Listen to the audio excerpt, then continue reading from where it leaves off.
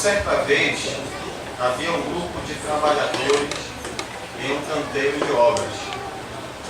E ao passar um deles com um carro de mão, uma pessoa que estava ali observando o movimento daquela obra fez a seguinte pergunta para aquele trabalhador: o que você está fazendo? Ele parou, olhou para aquela pessoa e respondeu que era óbvio: eu estou carregando entulhos dentro deste carrinho de mão. E aí seguiu realizando a sua tarefa. Logo em seguida apareceu um outro homem, também empurrando um carrinho de mão, também cheio de entulho, e também aquela pessoa que estava observando fez a mesma pergunta: o que você está fazendo? Ele então respondeu da mesma forma: estou levando estes entulhos aqui no carrinho de mão. E continuou realizando a sua tarefa. Em seguida apareceu um terceiro trabalhador. Este trabalhador também estava empurrando um carrinho de mão, cheio de entulhos, e aquela pessoa mais uma vez parou, olhou para aquele trabalhador e perguntou: o que você está fazendo? E aquele trabalhador ficou olhando para a pessoa, olhou para a obra, pensou um pouco e respondeu dizendo: eu estou trabalhando na construção de uma grande obra. Meus irmãos, muitos estão servindo a Deus como aqueles dois primeiros trabalhadores. São pessoas que servem ao Senhor, mas não têm a dimensão da grandeza da obra de Deus. Para pessoas assim, o trabalho do Senhor é mais uma atividade dentre várias outras. É como se fosse o trabalho secular, ou também como se fosse a faculdade, os seus estudos, ou qualquer uma outra atividade corriqueira. Não conseguem enxergar o quanto a obra de Deus ela é grande. E caso, meus irmãos, nós tenhamos uma visão como a daqueles dois primeiros trabalhadores, a nossa disposição em servir a Deus será de forma deficiente, será faltosa e também diferente. Por conta disto, nós precisamos atentar que servimos a um Deus que é grande, a um Deus que tem um grande projeto. Tanto é que Ele investiu neste grande projeto aquilo que Ele tinha de mais valioso, de mais precioso. E vocês sabem o que foi? O seu próprio Filho, para morrer na cruz em nosso lugar. Nós estamos vendo nestes 2 dias, como tema dessas conferências, consagração e serviço. Ontem destacamos o primeiro princípio, que foi a consagração. E procuramos destacar, com base em Romanos 12, 1 e 2, que a nossa consagração, a consagração da nossa vida, deve ser uma resposta a Deus pela salvação que dele nós recebemos. E consagramos a nossa vida quando nós procuramos apresentar a nossa própria vida a Deus. Quando também nos demonstramos inconformados com este mundo.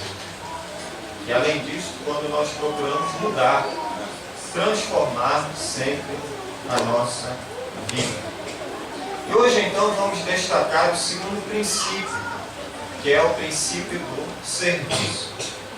Lembrem-se que ontem foi falado sobre a moeda. A moeda tem 2 lados, não é verdade?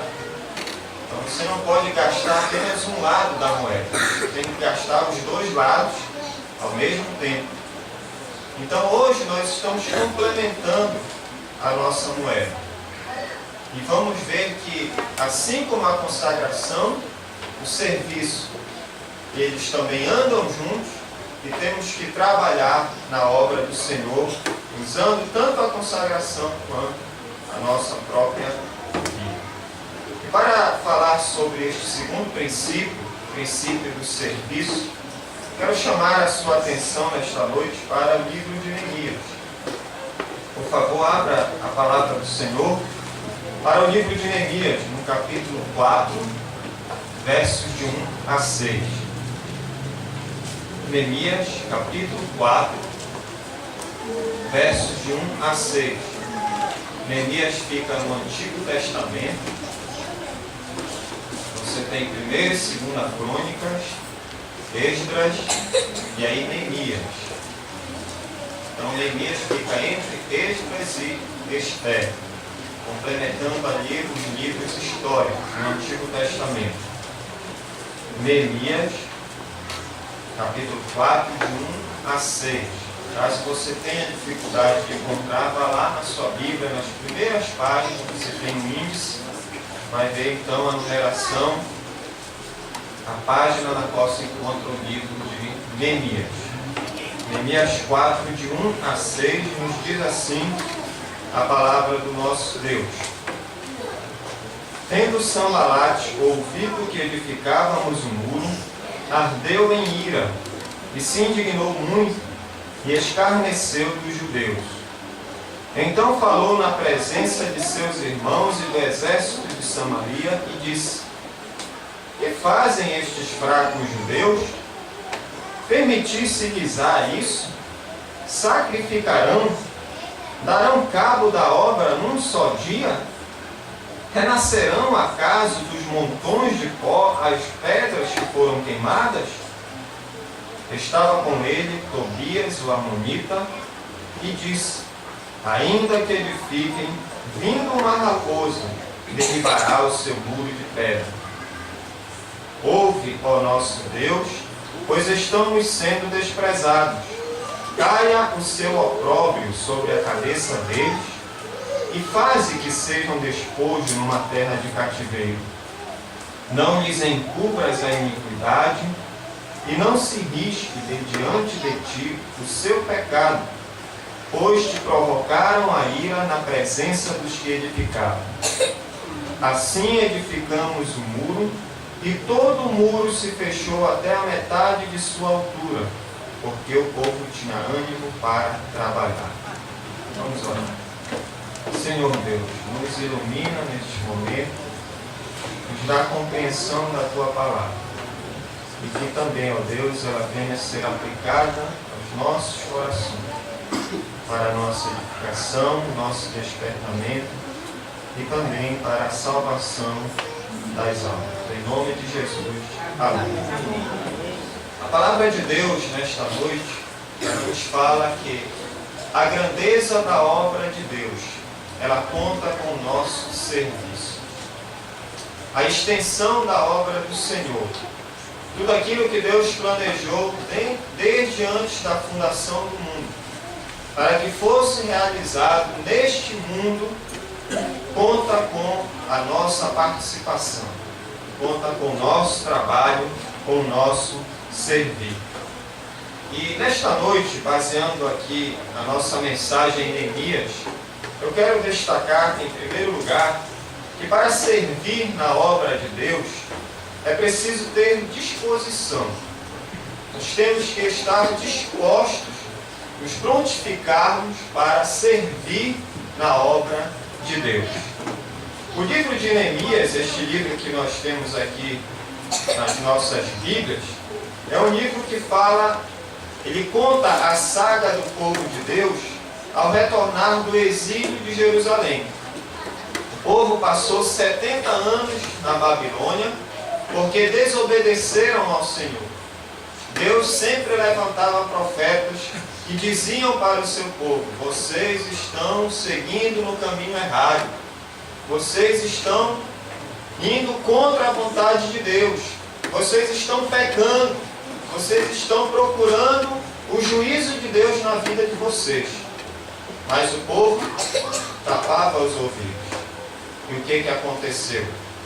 Deus então permitiu que a Babilônia, através de Nabucodonosor, invadisse Jerusalém levasse toda a riqueza daquele povo, levasse todo o povo, principalmente aqueles mais capacitados, destruísse o templo, destruísse os muros de Jerusalém, levasse tudo isso como cativeiro, e lá eles passaram 70 anos longe do templo, longe da sua terra, longe da adoração ao Senhor. Mas Deus, Ele permitiu que o seu povo retornasse novamente. O povo retornou a primeira vez com Zorobabel, veio uma leva com ele, depois retornou uma segunda vez com Esdras, outras pessoas vieram, e mais uma vez, pela terceira vez, o povo retornou, agora sob o comando de Neemias, sendo que Esdras foi responsável por restaurar a nação espiritualmente. Ele construiu junto com o povo o templo.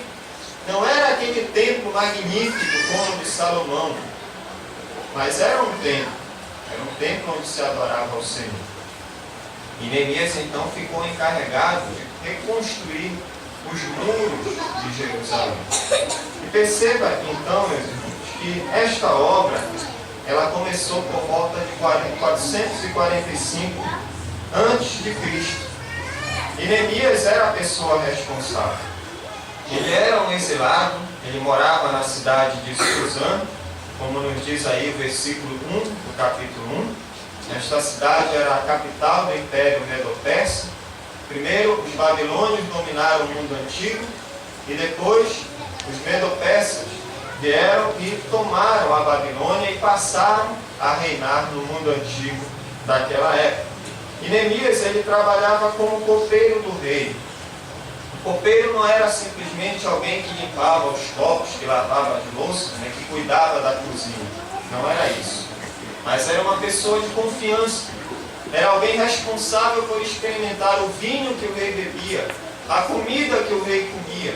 Era aquela pessoa que supervisionava a cozinha do rei e estava sempre atento para que não fosse o rei envenenado. Ele provava tudo antes do rei comer. Era um cargo de responsabilidade. E Neemias, ele era uma pessoa que tinha acesso ao rei. Ele tinha contato direto com o rei. E Neemias, ele tomou o conhecimento de como estava Jerusalém, de como estavam os muros de Jerusalém, através de Anani, versículo 2 do capítulo 1. E ao saber disto, a reação de Neemias não foi uma reação de indiferença. Ele poderia pensar: eu estou bem aqui, não me falta nada, eu tenho um cargo de confiança, uma boa profissão, para que eu vou retornar para o meu povo? Para que eu vou me envolver com esta obra? O que eu vou ganhar com isto? Mas notem que a reação de Neemias não foi esta. Mas Neemias foi uma pessoa que, no momento em que soube do estado de Jerusalém, dos muros da cidade, ele começou a orar a Deus. Ele orou a Deus, primeiro pedindo perdão, porque ele reconheceu que eles estavam passando por tudo aquilo, porque desobedeceram ao Senhor no passado. Ele também, nesta oração, citou uma promessa de Deus, que se o povo se arrependesse dos seus pecados e buscasse ao Senhor, Deus iria honrar com a sua promessa, ia fazer o povo retornar para Jerusalém, e ia restaurar espiritualmente e materialmente toda a sua nação. E ele encerra esta oração no capítulo 1, clamando a Deus para que o Senhor atendesse a sua oração. E num certo dia, Neemias, ele se apresenta ao rei. E ao se apresentar ao rei Artaxerxes, ele estava triste. Ele não estava como antes, alegre, satisfeito, feliz por estar trabalhando naquela função. Mas ele estava triste. E o rei percebeu aquela tristeza. E Neemias então contou qual era o motivo daquela tristeza no versículo 2, no capítulo 2. E percebam, irmãos, que Neemias, ele faz um pedido ao rei. Ele pede para o rei para voltar, para reconstruir os muros da sua cidade, no versículo 5 do capítulo 2. E o rei prontamente deixou Neemias ir. E ele não foi simplesmente sozinho. Ele foi com pessoas para lhe ajudarem. Ele foi com cartas que lhe davam acesso pela passagem dos estados do império. E ele ainda foi com coisas que foram usadas para a reconstrução do muro. Ele saiu com uma certa riqueza para construir os muros. E nós percebemos também no capítulo 3 que muitas pessoas estavam envolvidas ali naquela obra. Muitas pessoas se dispuseram, colocaram-se à disposição para servir naquele trabalho. No capítulo 3 você vai notar isso. A quantidade de pessoas que estavam ali envolvidas com esta obra. E quando nós chegamos no verso 6 do capítulo 4, Neemias diz que a obra ela já tinha atingido a metade da sua altura. Veja o que ele diz no verso 6. Assim edificamos o muro, e todo o muro se fechou até a metade da sua altura, porque o povo tinha ânimo para trabalhar. Os muros de Jerusalém, talvez você já tenha visto parte desses muros ali em Jerusalém, que os judeus eles fazem suas orações, eram verdadeiras muralhas. Eram muito altos e muito largos. Havia muros em algumas cidades, se você colocasse 6 carros assim enfileirados, um ao lado do outro, né? E as pessoas então até construíam casas em cima dos muros. Eles tinham todo esse cuidado porque era o símbolo de proteção da cidade. Quanto mais alto fossem os muros, mais largos, mais fortes, mais resistentes, era sinônimo de que eles estavam mais protegidos contra os seus inimigos. E o povo de Deus, então, aqui nos diz o texto, que eles conseguiram levantar o muro até a metade. Mas pense que não era todo o muro que estava destruído. Eram partes do muro. E eles conseguiram levantar essas partes até a sua metade. Mas vocês perceberam qual foi o segredo para o sucesso dessa parte da obra? Leia comigo, finalzinho do versículo 6. Porque o povo tinha ânimo para trabalhar.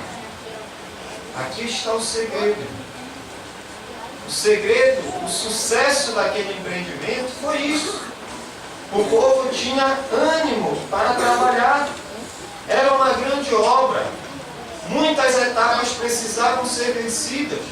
Muitas pessoas precisaram ser mobilizadas. Muitos materiais. Mas o povo tinha ânimo para trabalhar. Esta frase, se nós formos traduzir literalmente da língua original para a nossa língua, seria mais ou menos assim. Porque o povo tinha o coração na obra. Eles conseguiram alcançar esta meta, porque eles tinham o coração na obra. Aqui era o fator diferencial. Era por isso que os seus inimigos estavam se levantando contra eles. Estavam manifestando sua indignação, sua inveja. Como é que um povo como esse, tão fraco, derrotado, agora está construindo algo tão grande? Porque o povo tinha disposição para a obra. Ele tinha o seu coração na obra. Meus irmãos, nós fazemos parte de uma grande obra, assim também como aquelas pessoas. E assim como Deus requereu delas a sua participação, Ele também requer de cada um de nós hoje a nossa participação na sua obra. É bem verdade que às vezes nós nos dispomos, nós investimos, nós trabalhamos, nós nos dedicamos, nós doamos a nossa vida, nós empregamos toda a nossa força no trabalho de Deus e parece que não surgem resultados. Parece que nós não vemos os efeitos de todo aquele investimento na obra de Deus.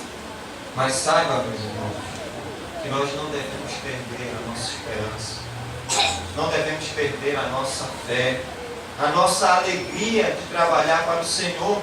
A alegria do Senhor é a nossa força. Não é isso que Neemias diz? E é dessa forma que nós temos que agir. E quando nós menos esperarmos, os resultados eles vão surgir. Conta-se uma história que uma jovem, ela começou a plantar uma roseira no pé de um muro. Os roseiros que a gente planta para enfeitar o muro, né? E fica bonito ali correndo no pé do muro. E a história diz que ela investia tempo, ela investia dinheiro, ela cuidava como ninguém daquela pequena planta. Mas os dias foram passando, o tempo foi passando e ela não via nenhum resultado. Até que chegou um dia, ela disse consigo mesma: quer saber de uma coisa? Eu vou parar de cuidar dessa roseira. Ela não dá rosas. Para que eu vou estar investindo todo o meu tempo nisso? E ela então foi decidida a arrancar aquela roseira, quando ela ouviu uma voz do outro lado do mundo: oh, minha filha, você não sabe o bem que você me fez. E ela ficou assim: do que a senhora está falando? Quando ela levantou e olhou por cima do muro, ela viu que aquela flor, aquela roseira estava espalhada por todo aquele muro do outro lado. E aquela senhora que viu aquelas flores crescendo, viu aquilo ali se embelezando pelo seu muro, ela se alegrou, ela ficou feliz, porque para ela era como se fosse uma terapia, estar ali indo e cuidando de cada uma daquelas rosas. Qual é a moral da história? Que nós devemos apenas nos dedicar e deixar que os resultados, eles vêm de Deus. A providência da obra é de Deus. O que Deus quer de cada um de nós é a nossa disposição, é a nossa dedicação, o investimento da nossa vida na obra de Deus. O que é que Paulo nos diz em 1 Coríntios 3, de 6 a 8? Apolo plantou, não é isso? Eu reguei e o crescimento vieram dos coríntios. Foi isso? Não. O crescimento veio de Deus. Então trabalhe, faça a obra, se dedique e deixe que Deus ele está dando o crescimento. Mas o importante é se dedicar. Nós não vamos ver uma igreja cheia, nós não vamos ver pessoas se convertendo, nós não vamos ver os dons e os talentos aflorando, se nós não dedicarmos a nossa vida no serviço do Senhor. Dedique a sua vida para Deus. O que Deus quer de você é apenas isso, é a sua disposição. Quando Isaías viu Deus ali na sua plenitude, sentado no seu trono, vendo toda aquela adoração dos anjos, reconhecendo o seu pecado, o que foi que ele disse para Deus? Quando Deus falou: a quem enviarei? Quem há de ir por nós? Isaías se prontificou dizendo: eis-me aqui, Senhor, envia a mim. Será que você pode dizer isto nesta noite? Eis-me aqui, Senhor, envia-me as pessoas deste bairro. Eis-me aqui, Senhor, coloca-me para pregar a tua palavra. Eis-me aqui, Senhor, coloca-me para tocar um instrumento. Eis-me aqui, Senhor, coloca-me para ser um professor de escola dominical. Eis-me aqui, Senhor, coloca-me para ser um pastor, um missionário na tua obra. Será que você poderia dizer isso nesta noite? Não perca, irmãos, a visão da grandeza da obra de Deus. Mantenha a sua confiança a todo momento. No capítulo 4, versículo 14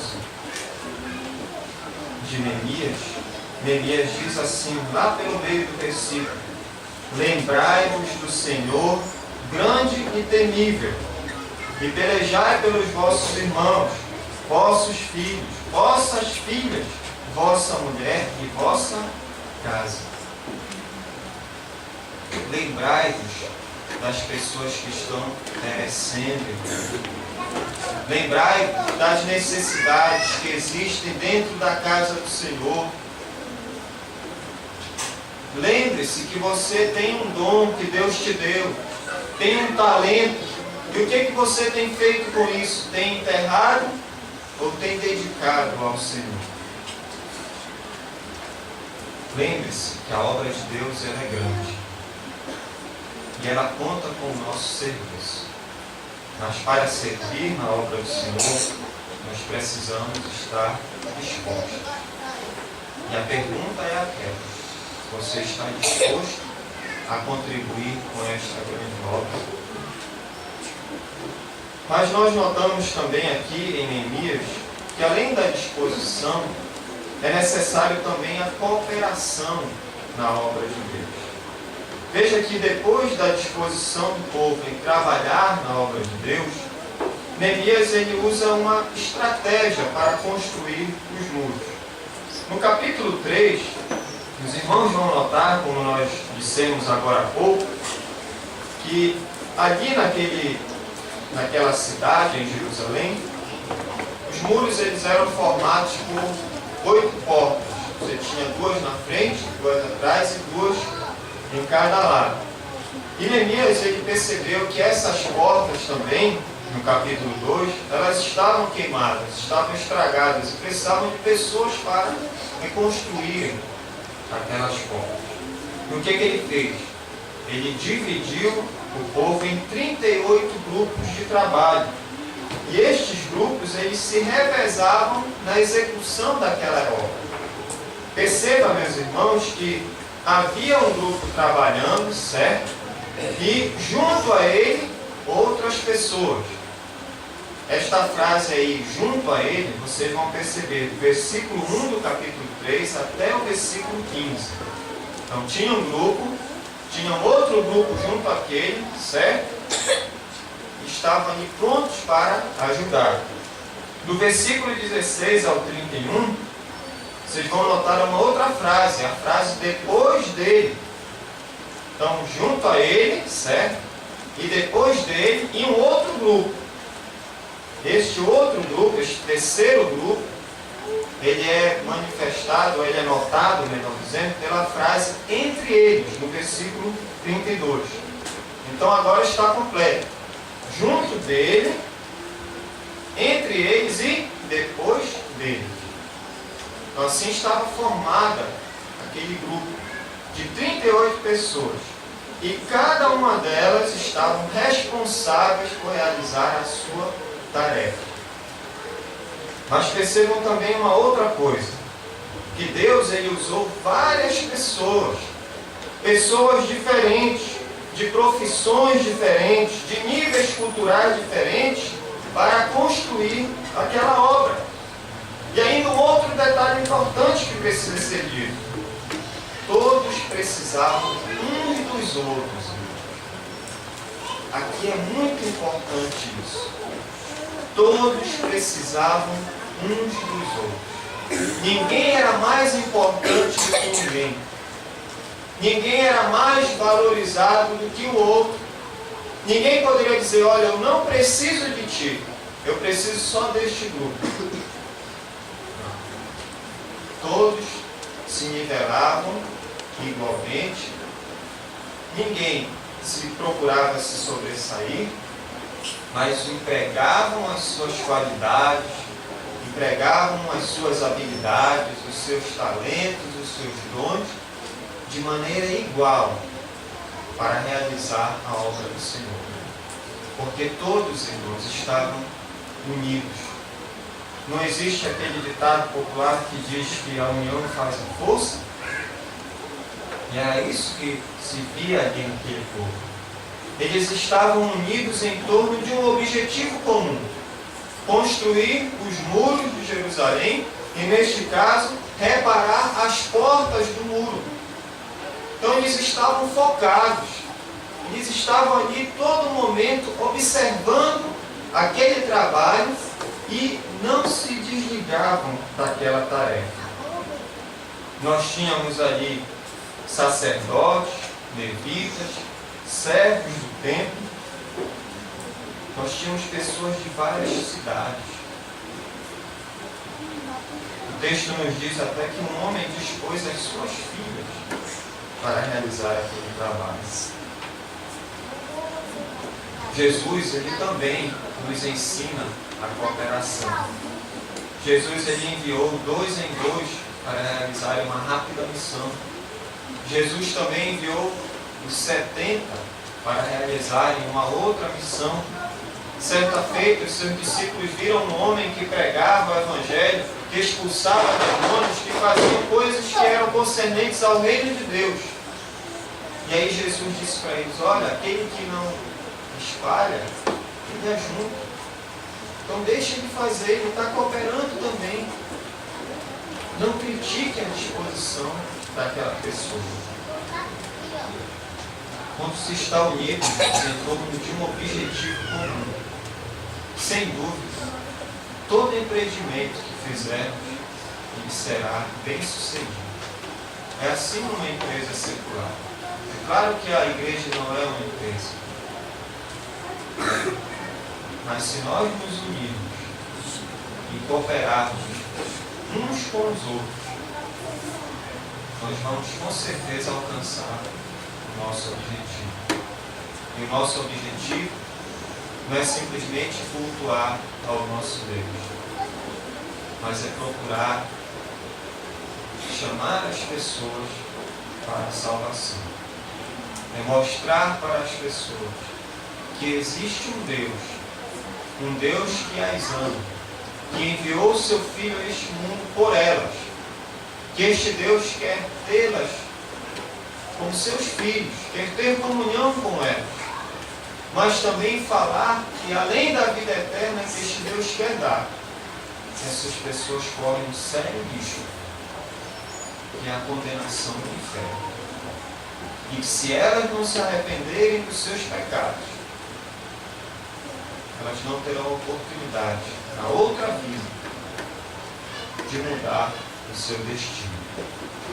Esta é a mensagem que nós temos que cooperar juntos e levar a outras pessoas. As outras coisas, elas vão complementando para que a salvação ela possa alcançar estas pessoas. Coopere na obra de Deus. Uma forma de você cooperar é encontrar o seu lugar na igreja. Uma igreja possui vários departamentos e os departamentos vão surgindo de acordo com as necessidades. Mas para preencher essas necessidades, pessoas são necessárias. E talvez você tenha o dom de evangelizar. Talvez você tenha o dom de pregar. Você gosta de trabalhar com crianças. Deus te deu um talento. Então descubra isso. E empregue isso no corpo de Cristo. Encontre a sua colocação no corpo de Cristo. Dedique aquilo que Deus te deu para servir na obra de Deus. Nós não podemos, meus irmãos, trabalhar de forma que haja só desmotivação. Onde muitas vezes um projeto é apresentado e aparece aquele irmão, isso não vai dar certo. Isso não é para nós. Não é assim que vai ser feito.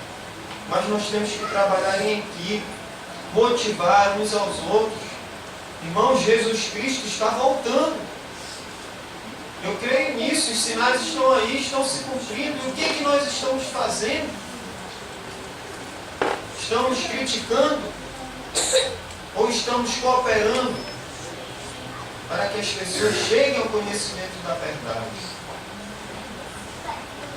Instrua as pessoas.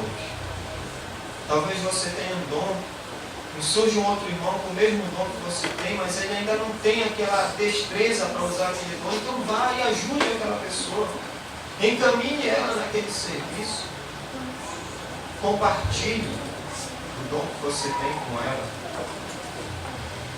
Não seja da classe de crente SS. Vocês conhecem esse tipo de crente? Hein? SSS. Conhece? Esse crente é o crente salvo, é o crente sentado e é o crente sossegado. Eu só olhando ali para os outros trabalharem. Não é esse tipo de crente, irmãos, que Deus quer na sua obra. Mas Ele quer pessoas que cooperem. Quer cooperadores do seu trabalho. Na grandeza da obra de Deus, nós temos que nos dispor a servir. Nós temos que também cooperar, mas trabalhar constantemente na obra de Deus. O povo que estava envolvido naquela grande obra, ele trabalhava na medida das suas forças. No capítulo 4, versículo 21 de Neemias, diz assim: assim trabalhávamos na obra, e metade empunhava as lanças desde o raiar do dia até ao sair das estrelas. O versículo diz bem claro: desde o raiar do dia até ao sair das estrelas. E por que tudo isso? Porque eles viam a urgência em completar a obra. E por isso eles se entregavam corpo e alma ao trabalho do Senhor. Alguém pode dizer assim: mas ele tem trabalho, tem que estudar, tem minha família, posso fazer como aquelas pessoas. Mas eles também tinham, irmãos. Eles tinham suas ocupações. Mas a diferença era a urgência e a prioridade no trabalho do Senhor. Jesus nos ensina isso, não ensina? Buscar em primeiro lugar o reino de Deus e as outras coisas nos serão acrescentadas. Está lá em Mateus 6 e 33. E algumas daquelas pessoas, elas não tinham tempo para tomar banho, trocar de roupas, fazer qualquer uma outra atividade paralela. Pelo menos é a ideia que o texto nos diz aqui. E nós percebemos isso na vida de Jesus. Lá em João capítulo 4, os discípulos foram comprar comida para Jesus, trouxeram então a comida para ele e ele diz: olha, uma comida eu tenho, que é fazer a vontade do meu Pai.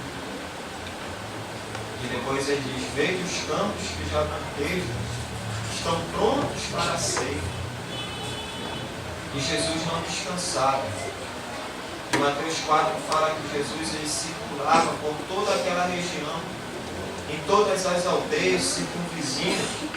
Ele pregava o evangelho do reino, ele curava, ele expelia demônios, ele pregava a palavra de Deus. Ele tinha um ministério incessante. O que Deus quer é o nosso trabalho constante. É engraçado quando às vezes chega no final do ano, aí tem pessoas que dizem assim: eu já trabalhei 5 anos para o Senhor nesse cargo, agora eu vou descansar esse ano, eu não vou me candidatar a nada, vou tirar umas férias espirituais, aí no próximo ano, quem sabe, aí eu vou me candidatar a trabalhar de novo. Não é o ideal de Deus para nós. Eu penso que alguém que age dessa forma é porque o amor dela por Deus esfriou. Aquele primeiro amor, quando nós aceitamos a Cristo, lembra que a gente está envolvido em tudo, quer participar de tudo, quer logo abrir a Bíblia e pregar e ensinar. Aí aquele amor parece que vai se perdendo com o tempo. Há um esfriamento. Não há mais o desejo, a vontade de trabalhar na obra do Senhor. Mas Jesus nos diz que uma vez que nós colocamos a mão no arado, não podemos olhar para trás. Lá em Lucas 9:62. Uma vida que é consagrada a Deus, como nós vimos ontem, ela também demonstra esta consagração através do serviço. Se você não está se consagrando ao Senhor, se separando a Deus, se santificando, você não vai servir a Deus como Ele espera que você o siga. Mas lembre-se que Deus, Ele nos chama para servir nesta grande obra. Ele poderia usar outros instrumentos. Deus é todo poderoso, Ele é soberano, Ele faz coisas impossíveis. Ele poderia usar outra coisa qualquer. Mas veja o grande privilégio que Ele nos deu de usar a nossa vida para realizar o seu trabalho. Diante desse privilégio, dessa responsabilidade, a palavra de Deus nos diz que nós não devemos ser ociosos, ser preguiçosos. Não podemos pensar em desistir de trabalhar na obra do Senhor. As crianças sabem aquele cântico da formiguinha? As crianças que estavam aqui, eu acho que foram lá para a classe. Mas vocês sabem aquele cântico da formiguinha? Alguns conhecem? Como é? Bora lá? A formiguinha corta a folha e carrega, quando uma solta, a outra pega. Ó, que mistério glorioso, uma formiguinha ensinando preguiçoso. Ó, que mistério glorioso, uma formiguinha ensinando preguiçoso. Deus não quer preguiçoso em sua obra. Deus não quer preguiçoso em sua obra. Deus não quer preguiçoso em sua obra, porque senão o tempo sobra.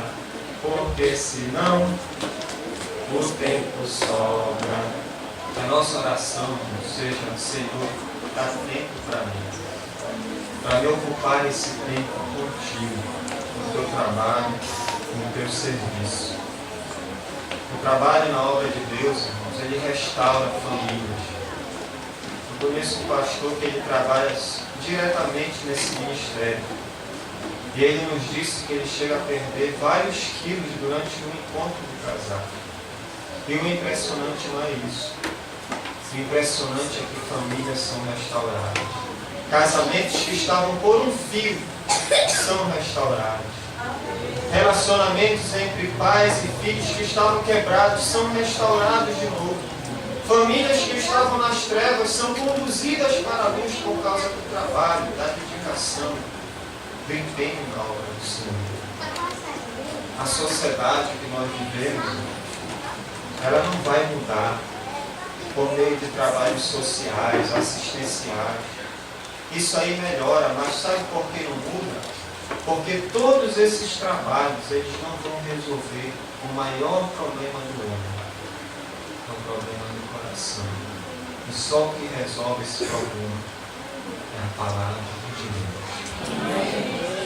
E como é que eles vão ouvir a palavra de Deus? Como ouvirão se não há quem pregue? Como crerão se não forem enviados? Na verdade, quão formosos são os pés que anunciam coisas boas.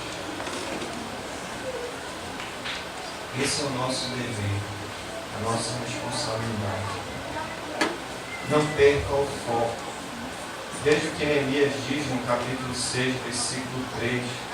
Quando os seus inimigos tentam tirar-nos da obra, para tirar a sua vida, para desviar a sua atenção do trabalho de Deus, ele diz assim: enviei-lhes mensageiros a dizer: estou fazendo uma grande obra, de modo que não poderei descer. Por que cessaria a obra, enquanto eu a deixasse e fosse ter convosco? Aí se aplica também a muitos de nós, em dar prioridade ao trabalho do nosso Deus. Sair muitas vezes da nossa zona de conforto, daquilo que nos traz satisfação, prazer, alegria, e se sacrificar pelo serviço do nosso Deus. Mantenha, irmãos, as mãos ocupadas. O povo de um lado estava trabalhando com as ferramentas, com as armas, mas do outro lado, eles estavam vigilantes. Eles estavam ali atentos, porque trabalho e vigilância andam de mãos dadas. E quando nós pensamos nisso, na grandeza da obra de Deus, nós percebemos que há também a necessidade de orar pela obra do Senhor. Apesar de toda a nossa disposição, da nossa cooperação, do nosso trabalho, é preciso e é indispensável a oração pela obra de Deus. Se nós apenas nos dispormos, cooperarmos e trabalharmos e não orarmos, é como se estivesse faltando alguma coisa. Se estivesse faltando aquela cereja no bolo. Por que a oração é tão importante? Neemias, ele foi um homem de oração. Ele tinha fé no poder do nosso Deus. Desde o momento que ele soube da condição do povo, ele orou ao Senhor. Quando ele falou com o rei e aguardou a resposta do rei, se passaram 4 meses, irmãos. E eu creio que Neemias estava ali orando, assaltando os céus com as orações. E Deus respondeu às suas orações. Tanto é que o rei liberou Neemias. Vai, leva a carta, passa com facilidade por onde tu tiveres de passar, leva materiais para essa obra, leva até pessoas se você precisar. Por causa da oração daquele homem. E quando ele chegou lá em Jerusalém, ele olhou como estavam os muros, ele supervisionou toda aquela obra. Ele motivou as pessoas, nós vamos fazer, nós somos capazes de fazer, vocês podem, vocês têm potencial, vocês têm tudo para dar certo. Mas ele não se esqueceu de uma coisa, de orar ao Senhor. Lá no capítulo 2, versículo 4. E quando ele estava ali enfrentando oposição, em meio àquela obra, como nós lemos no capítulo 4, o que ele fez? Ele orou ao Senhor. A primeira coisa que ele fez foi orar ao Senhor. Capítulo 4, verso 4. Ouve ao nosso Deus, pois estamos sendo desprezados. Caia o seu opróbrio sobre a cabeça deles, e faça que seja um despojo numa terra de cativeiro. Não lhes encubras a iniquidade, e não se risque de diante de ti o seu pecado, pois te provocaram a ira na presença dos que edificaram. Vocês já ouviram falar de salmos imprecatórios? São salmos onde o salmista ele expressa a sua indignação com o seu inimigo, e ele pede para Deus, olha Senhor, eles estão fazendo isso comigo. Derrama a tua ira sobre eles, pune essas pessoas, faz com que elas paguem pelos seus pecados contra mim. É mais ou menos isso que Neemias está fazendo aqui. Ele está orando a Deus, cobrando, digamos assim, uma posição de Deus com relação aos seus inimigos. E é bíblico. Se um dia nós formos prejudicados por pessoas que nos perseguem, que querem o mal da obra de Deus, nós podemos orar nesse sentido. Nós podemos orar clamando a Deus que tome a vida dessas pessoas e execute o seu juízo na vida delas. A Bíblia nos ensina que a mim, ou seja, Deus, pertence à vingança, não é verdade? Então eu não posso me vingar de ninguém. Eu devo amar meus inimigos, mas Deus me deu esse direito. E também orar para que essas pessoas sejam punidas ou se levantarem contra o povo de Deus. Neemias e todo o povo orou ao Senhor. E a obra, ela continuou a ser feita. A obra não parou, como nós vimos em versos 4 e 5, e também no verso 9. Porém, nós oramos ao nosso Deus, e como proteção pusemos guardas contra eles de dia e de noite. Na grandeza da obra de Deus, nós temos que servir. E servimos colocando a obra de Deus em oração. Se nós apenas trabalharmos, mas não agirmos, nós caímos no perigo do fanatismo. Porque orar sem agir é fanatismo. Mas agir sem orar é presunção. É achar que eu posso reivindicar de Deus, é achar que eu tenho direitos diante de Deus, é achar, não, Senhor, tu tem que me ouvir agora, tu tem que me abençoar. Eu declaro isso. É como se estivesse ali imprensando Deus na parede. Não, agora de qualquer forma o Senhor tem que me ouvir. Tem que me atender. Eu sou teu filho. Eu tenho direitos. Mas essas pessoas se esquecem daquilo que Jesus nos ensinou. Nós devemos orar com constância, devemos ser perseverantes na oração, mas, Senhor, seja feita a tua vontade. E a vontade de Deus é boa, perfeita e agradável.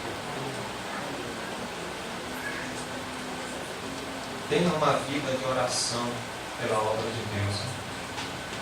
Quando nós oramos, conseguimos grandes coisas do Senhor.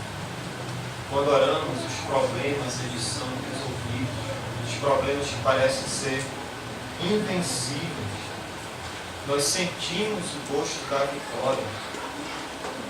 Experimente dedicar uma semana em oração ao Senhor. E dedique-se à obra de Deus. Você vai ver como Deus vai honrar a tua fidelidade. Ore pelos líderes. Ore pelo pastor Ivan. Ore pelo líder dessa congregação, irmão do rei. Ore pelos diáconos. Ore pelos irmãos líderes de departamentos. Ore também por um avivamento. Mas não aquele avivamento de sair pulando, gritando, girando e dizendo que aquilo é o mover do Espírito, que aquilo nunca foi mover do Espírito. É mover de qualquer outra coisa, mas não do Espírito Santo. Ore por um avivamento que nós precisamos, que é um avivamento na palavra de Deus, na oração, no trabalho do Senhor. É esse avivamento que todos nós temos que buscar.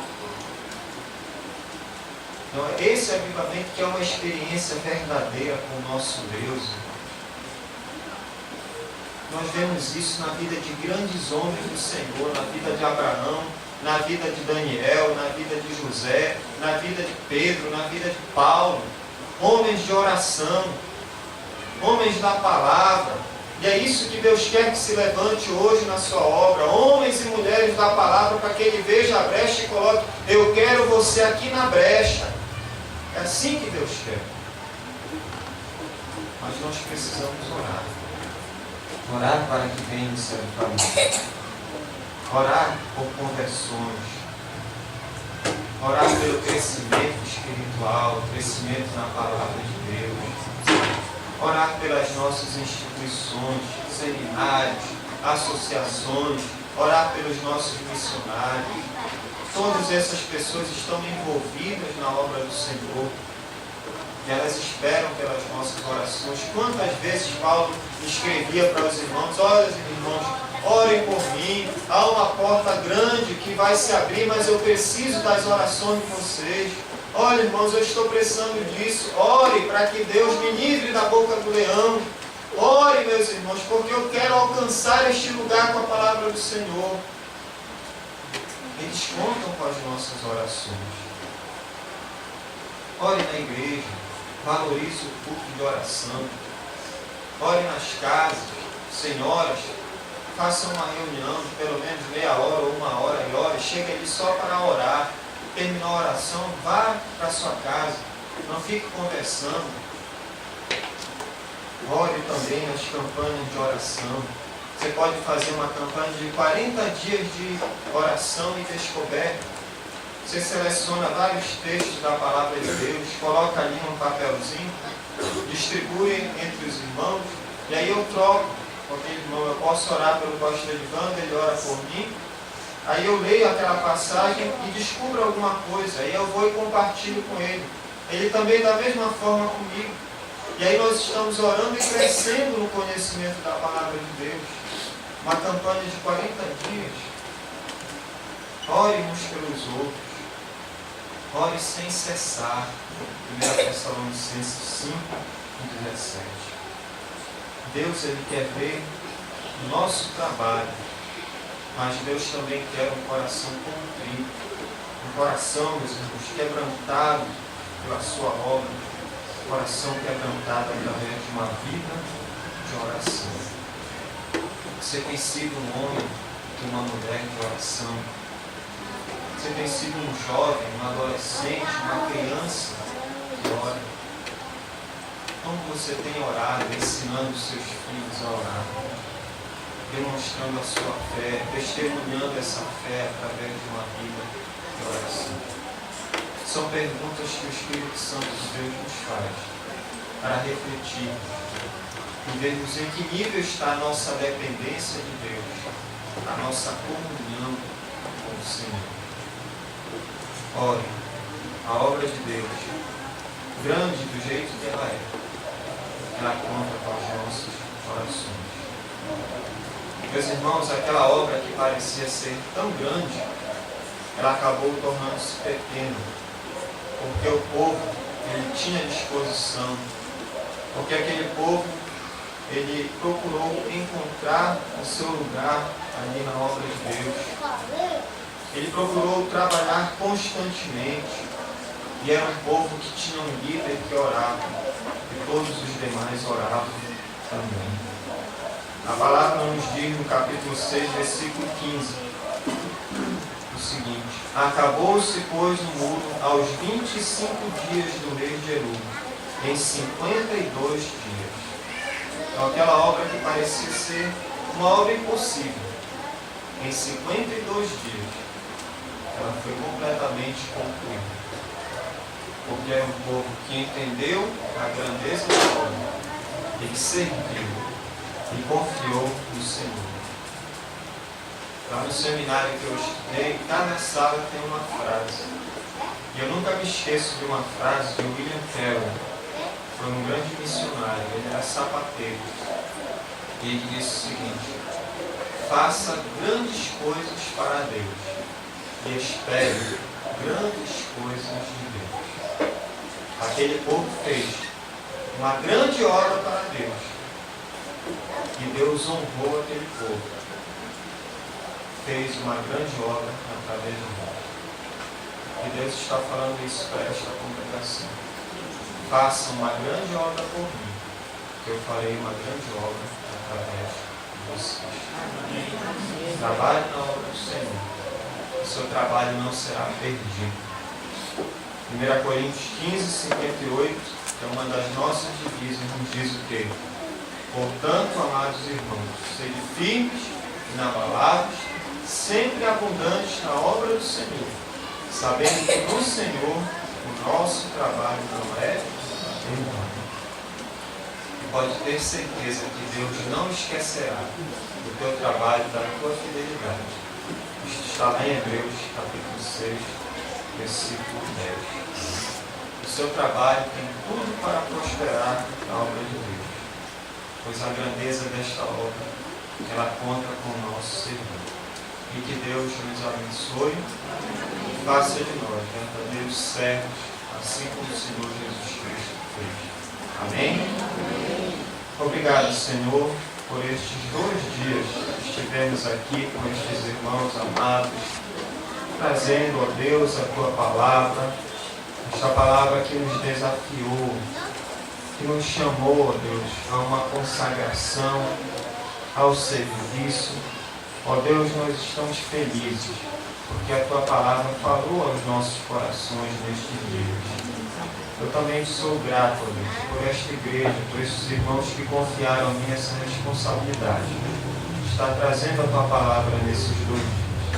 Eu espero, ó Pai, que a mesma não volte vazia, mas que ela venha a produzir os frutos que são esperados, de acordo com o Teu tempo, com a Tua vontade, com o Teu querer. Continue abençoando, ó Deus, o pastor Evandro, sua família, seu ministério na primeira igreja, Senhor. Também o teu servo, irmão Gisley, que está à frente deste trabalho. Os irmãos, ó Pai, que têm cooperado aqui, os irmãos que fazem parte desta igreja, que a cada dia eles sintam a necessidade de se consagrar e também, ó Deus, de dedicar as suas vidas ao trabalho do Senhor. Continua nos abençoando, ó Pai, nesta noite. Em nome de Jesus te pedimos e também agradecemos. Amém. Muito obrigado, irmãos, por esse momento. Que Deus continue abençoando a vida de cada um de vocês. Amém?